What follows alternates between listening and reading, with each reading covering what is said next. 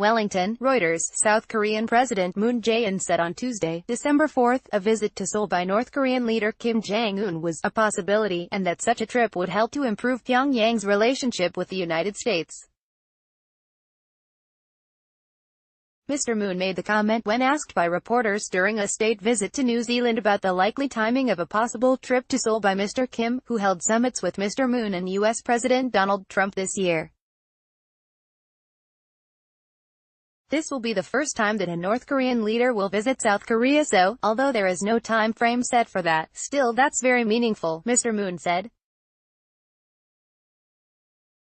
He said such a visit would accelerate the denuclearization in the Korean peninsula, and result in a greater stride in relations improvement between the North and the United States. South Korea has been seeking to balance progressing its relationship with the North, while also keeping Washington on side. Mr. Trump and Mr. Kim announced after their landmark summit in Singapore in June that they had agreed to work towards the denuclearization of the Korean peninsula, although the two sides have since made little progress agreeing on a timeline or other concrete steps. North Korea has been angered by Washington's refusal to ease sanctions, and has warned it could resume development of its nuclear program. U.S. Vice President Mike Pence said last month Mr. Trump would push for a concrete plan outlining Pyongyang's moves to end its nuclear and missile programs. Mr. Trump signaled on Saturday he was likely to meet Mr. Kim again in January or February.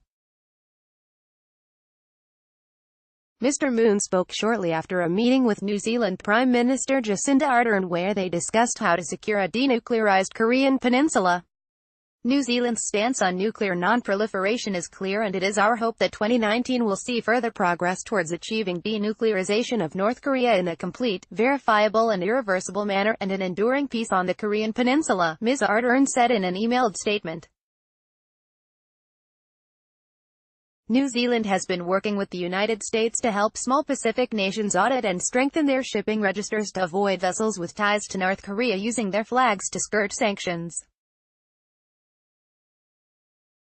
Multiple ships linked to prohibited North Korean activities were identified after a training workshop with 14 Pacific nations in July, a senior U.S. State Department official told Reuters, without identifying how many ships or the countries involved. Reuters reported in 2017 that Fiji had identified more than 20 vessels with ties to North Korea using its flag illegally.